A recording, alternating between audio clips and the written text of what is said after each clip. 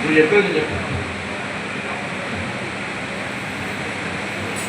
సభాధ్యక్షులు గౌరవనీయులు స్థానిక శాసనసభ్యులు పెద్దల పూజలు కౌసం మైనతి గారు, నేటి కార్యక్రమానికి ముఖ్య అతిథిగా విచ్చేసినటువంటి పెద్దల పూజలు గౌరవనీయులు మంత్రివర్యులు పొన్నం ప్రభాకర్ గారు, వేదిక పైన ఆశీస్సులైనటువంటి శాసనసభ్యులు, పార్లమెంట్ సభ్యులు, స్థానిక కార్పొరేటర్లు, మరి ఎంఆర్ఓ గారు, మరి ఇక్కడ వచ్చేసినటువంటి కార్బన్ కాన్స్టిట్యున్సీకి సంబంధించినటువంటి కోటి ఆశలు పెట్టి ఇక్కడ వచ్చినటువంటి 2 బెడ్రూమ్ బెనిఫిషియరీకి సంబంధించిన వాళ్ళకు, దొరికిన వాళ్ళకు, దొరకని వాళ్ళకు, దొరకడానికి ఆలోచించే వారికి మీ అందరికీ చేతులు జోడించి సవినంగా నా హృదయపూర్వక నమస్కారాలు చెప్తున్నా. ముందుగా మనలో మనసులో మాటలు చెప్పాలని వారితో పర్మిషన్ తీసుకున్నా.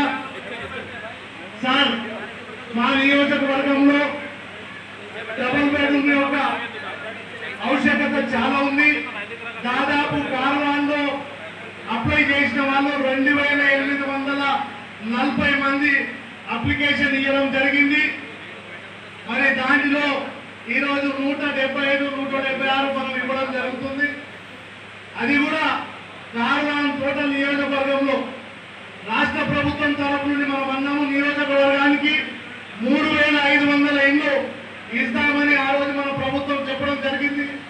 మరి దానికి దృష్టిలో పెట్టుకొని ఈ జియగూడలో ఆ రోజు 2020లో నేను కార్పొరేటర్ ఉన్నప్పుడు ఈ యొక్క నిర్మాణ ప్రక్రియ చేయడం జరిగింది.